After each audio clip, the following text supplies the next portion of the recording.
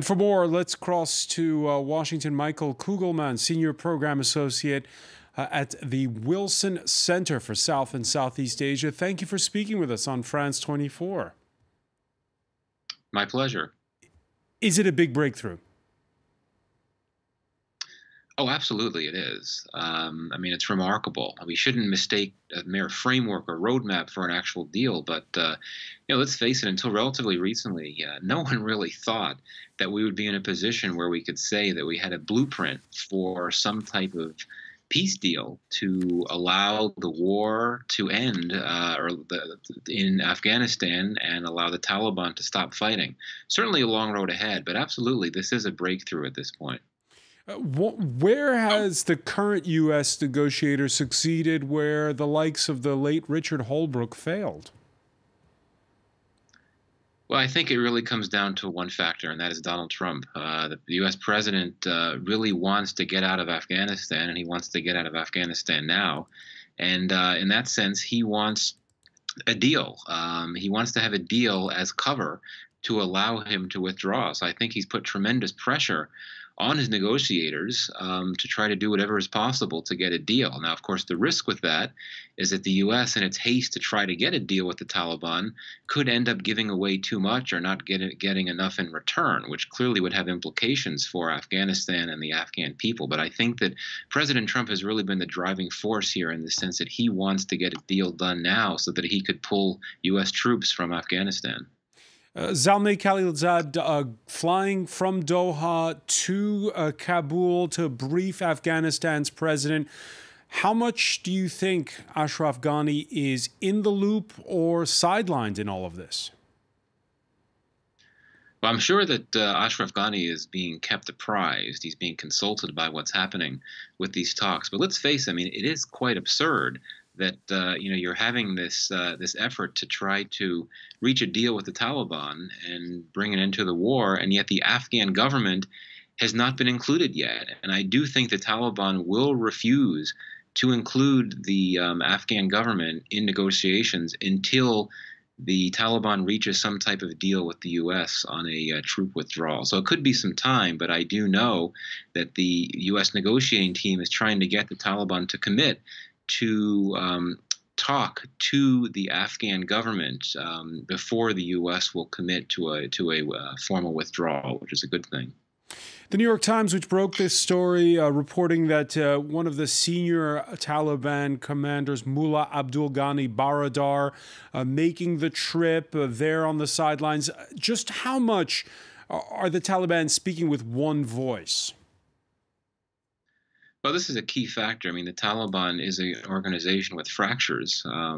Some factions don't want talks, some do. But the fact that you have a top leader, Mullah Baradar, who has long been a top Taliban official, even though he had been spending much of the last decade in a Pakistani prison, he is a top leader. And the fact that he has been brought into this process, the fact that a top-ranking Taliban leader like Mullah Baradar is now essentially leading these talks from the Taliban side, that suggests that the Taliban is ready to play ball and that it is taking this peace process seriously enough that it's willing to, have its top leaders leading the effort. That doesn't mean that the Taliban couldn't back out if it wanted to. Let's face it, it's negotiating from a position of strength. It has a lot of leverage. But the fact that it has top leaders leading this effort, that suggests that it really is serious about trying to see this through, at least to an extent. Michael Kugelman, you talk about the Taliban having leverage. At the end of the day, when the U.S. pulls out, do the Taliban come back to power?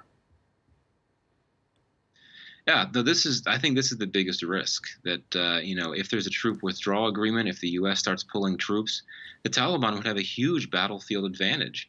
It would not necessarily have an incentive to lay down its arms and talk to the Afghan government about peace. It would have a very strong incentive to take up its arms and to try to finish this battle off once and for all to overthrow the government in Afghanistan. Certainly, we have to hope it doesn't come to that, but that's a very real risk looking ahead.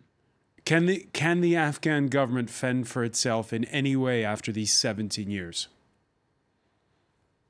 I mean, it can. I mean, the Afghan security forces have made tremendous improvements thanks to this training mission led by NATO. The Taliban is not in a position to take over urban areas. But certainly, I mean, if you had U.S. troops leave, then probably other NATO countries would have their remaining troops leave. That would leave the Afghan government and security forces in a very vulnerable position, and particularly if a U.S. withdrawal is followed by the U.S. cutting off its financial assistance to the Afghan security forces, which is a lifeline to the Afghan security forces. If the Afghan military is not getting that financial support from the United States, you have to fear the military collapsing, and that could really have all kinds of terrible implications for the strength of the Taliban and its ability to really make a move to overthrow the government in Afghanistan. So very precarious, to say the least. All right. One final question for you. We're getting statements from the Pentagon as we speak. The acting U.S. Defense Secretary says he's not been tasked with preparing a full withdrawal from Afghanistan. Your reaction? Well, yes, and I think the U.S. does want to take things gradually until there is some type of agreement that would lead to a schedule for the U.S. to start withdrawing forces. Even if it comes to that, I do think that the U.S. in negotiations would insist that it be able to maintain access to several military bases in Afghanistan. And I imagine that the U.S. would want to keep a small contingent of troops in Afghanistan to focus on counterterrorism missions. Now, whether the Taliban agrees to that is another story, but I think it's not true. There were media reports some weeks ago that President Trump wanted to withdraw half of the U.S. military force in Afghanistan and then follow that up with taking out all troops. But I think that the U.S. knows it needs to be cautious. A precipitous full withdrawal would be a really bad idea, and especially if you don't have a deal with the Taliban yet. Michael Kugelman of the Wilson Center, many thanks for speaking with us live from Washington. Thank you. My pleasure.